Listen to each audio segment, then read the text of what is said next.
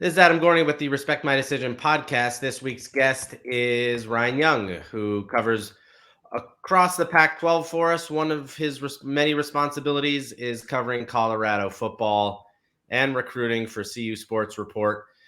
Definitely a fast-growing site with a lot of attention, and it's because of Deion Sanders. Thank you for taking that job, Dion. It's helped our business, and it's definitely been an interesting few weeks. He's been preparing for the Celebration Bowl this weekend, so it's kind of calmed down a little bit. I suspect after that, it's complete full go. And there's been a lot of movement already. But first, Ryan, just your general impressions on him getting that job and what it means for the Pac-12 and the interest level across college football. Yeah, I wrote in my column it was the best hire Colorado could have made, and I wouldn't say that for any program or any school, but for this program at this time, they were desperate for a savior, for attention, for relevance. And if you think about it, they weren't going to be able to hire away a successful sitting head coach from somewhere else. They weren't going to be top of the line for the hot coordinator somewhere. If they had gone and hired a young Group of Five coach or an FCS coach or a first-time head coach, that might have been a good hire, but it wouldn't have moved the needle recruiting-wise. And they needed an immediate boost to turn this roster over. And put all that together, I'm not sure there's any coach that could have come in and immediately made Colorado football relevant and gotten recruits excited, gotten the fan base re-energized, almost to the point where like the 1-11 season is so far in the past already, even though it just finished. For this program, it was the best hire possible, and it's going to be fascinating. I mean, he makes an impression. We saw the video of his first meeting with the team. You couldn't make a more impactful impression, whatever you think about it, than he did in that meeting. And like you said, it's been good for business at CU Sports Report. It's been good for Colorado football, and whether or not he can, truly build a winner is yet to be seen. But he's made Colorado relevant. He's gotten recruits interested, and that's half the battle. Yeah, and that is the interesting part. Like, you can hire some young coordinator with all the plays on his big play sheet and all this kind of stuff. I don't know if that turns anything around. You could hire, the guy that made Troy good or North Texas or whatever else. And I don't know if that changes around. You almost needed something, and I don't want to use the word like ridiculous because he's a very qualified person, but you also you needed something and I hate the term outside the box, but you needed something like that to just spark this program. This was a team that was 1-11 this year. And in those 11 losses, it wasn't like, oh man, one play here or there is going to change things around. They got blown out on almost every single weekend. Their defense gave up 40 points or more in 10 of those losses. And the offense, had no heartbeat. I mean, I think the starting quarterback had more interceptions and touchdowns. The running backs did nothing. The leading receiver, I think, had 2 or 3 touchdowns a whole year. I mean, this is a program, and that's where I kind of want to go with this. We could hammer on them all we want. But can Dion make this team a winning program? I know he's coming with his Louis Vuitton, and he talks a big game. But this is going to be a completely different situation than Jackson State. He's coached 32 games in his entire career. None at the Power 5 level. And as much as he wants to bring his Louis, he's got the Kmart shopping bag right now. And that doesn't change immediately, right? Even with the transfer portal. Yeah, you look at 23-2 the last 2 seasons, they're very impressive. Certainly probably assuage some doubters, turn some heads, change some opinions. Sure. But that's in the SWAC, okay? It's building a talent advantage in the SWAC and turning a program around quickly there is a much different challenge than now you got to build a program on par talent-wise with USC, UCLA, at least for the next year, Oregon, Utah. I mean, that's a whole different ball game. And so I really don't think you can look at his record from Jackson State and say, okay, this is why it's going to work here. It really is about that personality and about the fact that people want to be a part of it. And it's not just players, it's coaches too. The staff he's put together has been really impressive. Yeah. Sean Lewis is OC, the former Kent State head coach. really one of the great offensive minds in the country. I'm sure there was a lot of programs that would have loved to have been able to land him as an offensive coordinator. Had 2 top 5 offenses in the last few years nationally, even though that was not a winning program overall. It, if he had just come here and just transported his Jackson State coaching staff, or only guys that he had a personal history with, I still have some doubts. Are people going to buy into this? Do people actually believe in him as a head coach and a leader? But he's gotten coaches that were not part of his quote unquote tree. Yeah. He's gotten people who wanted to come be a part of this. He's gotten players who wanted to come be a part of this already. That is enough to show me that this can work.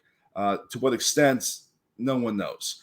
But I think that they can make a big leap pretty quickly and get back into that middle pack of the Pac-12. And where it goes from there, I couldn't predict. But you rattled off some of the highlights of this season for Colorado. I mean, it was a historic season. Maybe the worst Power 5 team of my lifetime. And that takes some serious triage to fix. Yeah. And to go back to our earlier point, like Stanford hiring Troy Taylor, great hire. That may be the best hire they could have made. Everyone's fired up for that hire. If he comes to Colorado, he's not getting recruits nationally to suddenly look at the Buffaloes. This was a unique situation that you needed a unique fix and got the most unique fix possible. I think he can make them successful. I have no idea if he can get them to a top end contender status. And that's the interesting thing. And as I think about this, like every scenario runs through my mind. One, he'll come in, he'll bring in a bunch of transfers. I would imagine Travis Hunter's going to follow him. I would imagine Kevin Coleman probably follows him. He's already named his starting quarterback for next year and his son. All of those things. That's nice. Okay. Okay, so we got that. So they're going to be markedly better than this year just immediately off the bat. I think that's clear. But they were 1-11. So will Dion stand for 4-8 as improvement and then get to 6-6 and play in the Sun Bowl in El Paso, and then or does he need 10-2? Does he need 11-1 immediately? Is his personality such that he won't stand for it and all of those kinds of things? So then you worry about that. And then you worry about, like you said, his opening press conference. Some people said, great, he's laying down the law and these kids can kind of go find wherever they want to go. And other people were like, what are you doing?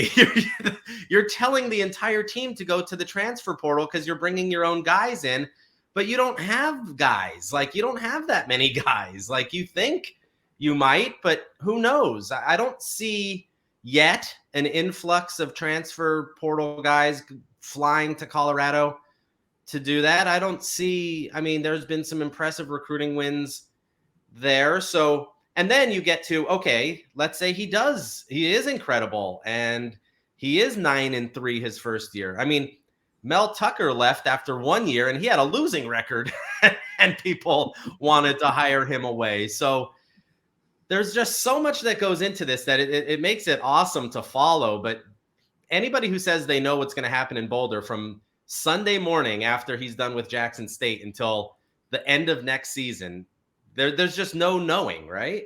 That's what's fun about it. And, we talk about, you talk about how long is he going to stay. Well, I mentioned this was the right hire for them at the right time. It was the right job for Dion at the right time. Yeah. I still sense that the true, forget even blue bloods, but the true, Power 5 programs that have things going in the right direction and have a range of options at their disposal when they have an opening are maybe still a little standoffish or still have their doubts about him at this level. He has to come and prove himself at this level. I don't think that changes in 1 or 2 years. So I think he needed this job and needs it actively. I don't think he's going to come in 2 years and all of a sudden the next SEC job is knocking on his door. I think that takes time. So I think they're a right fit for a few years. That first meeting with the team, though, I've been fascinated by the range of reactions to that. Some people thought it was the greatest thing ever. Some people were just stunned and didn't know what to say. My one concern is that there was a performative reality show aspect to it, and I don't know how that wears over time. Yeah. I think that's a good point. Is this about Colorado football? Is this about the kids, or is this about Dion?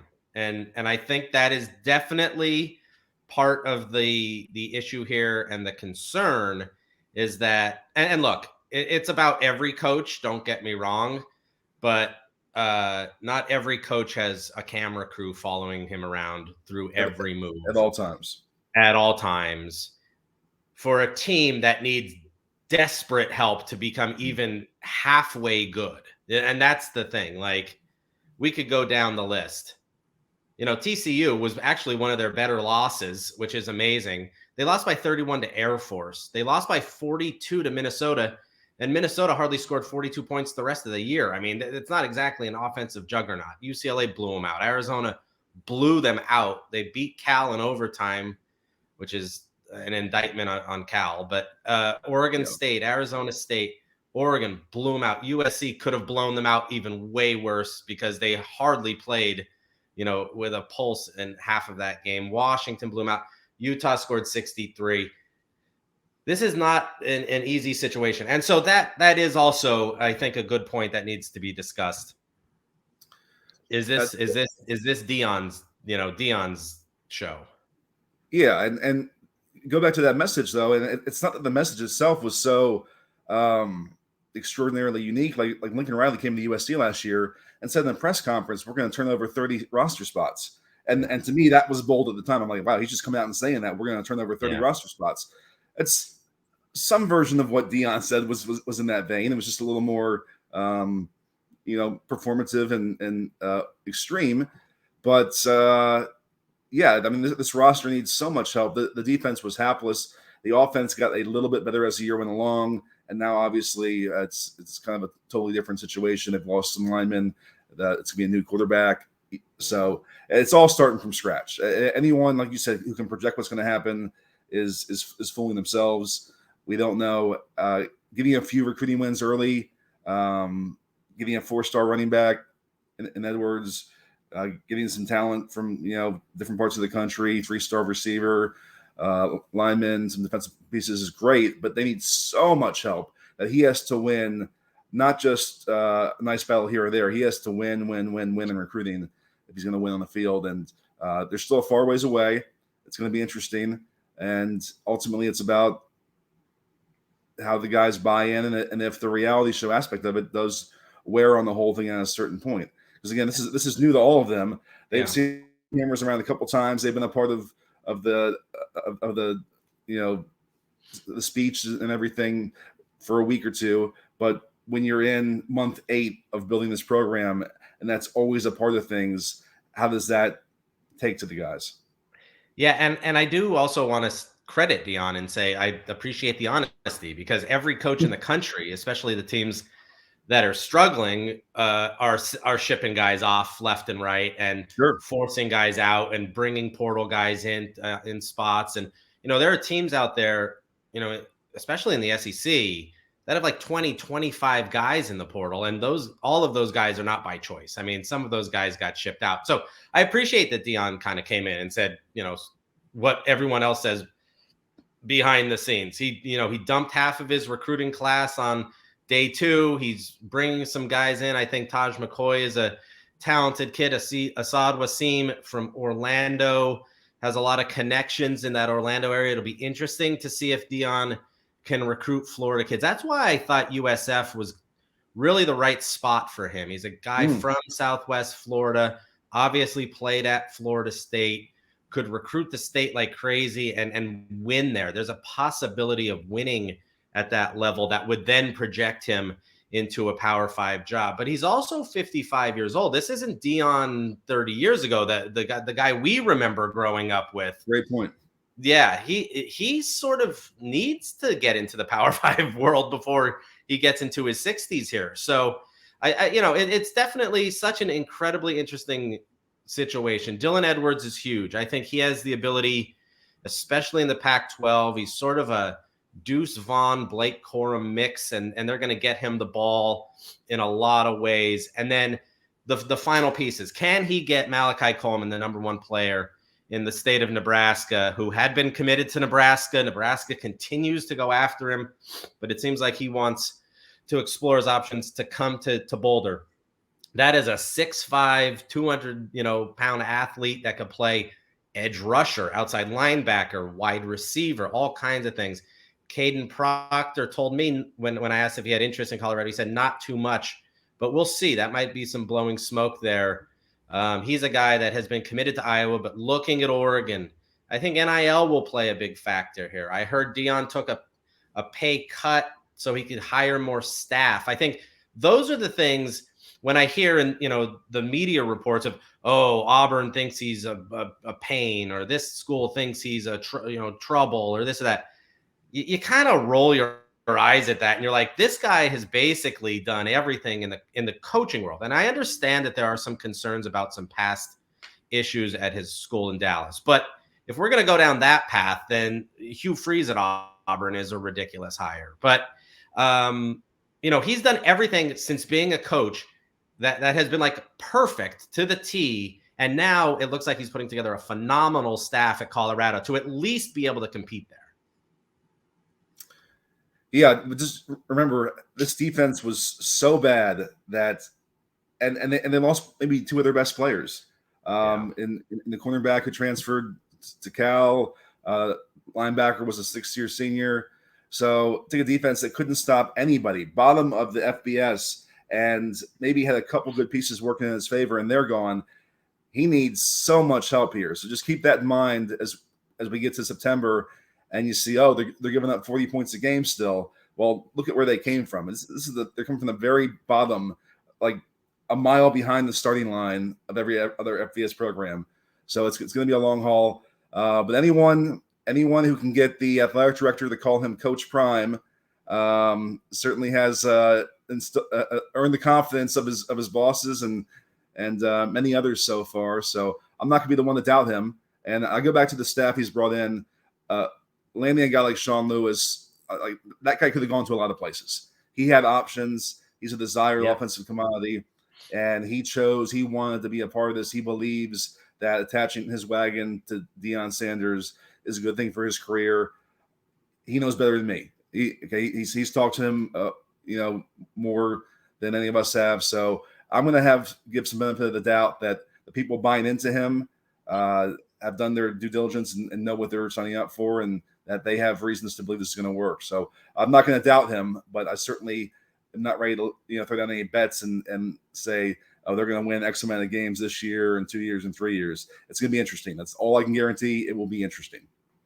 Yeah, and hey, if they go 1-11 next year, it's no worse than this year. Sometimes the best thing for a new coach is just complete and utter lowest of the bar, Absolutely. Expectations, because only up from here. So it'll be interesting. Like you said, Ryan, that is the Respect My Decision podcast. Stick around. CUSportsReport.com has all the transfer portal, recruiting, Dion news you could possibly want.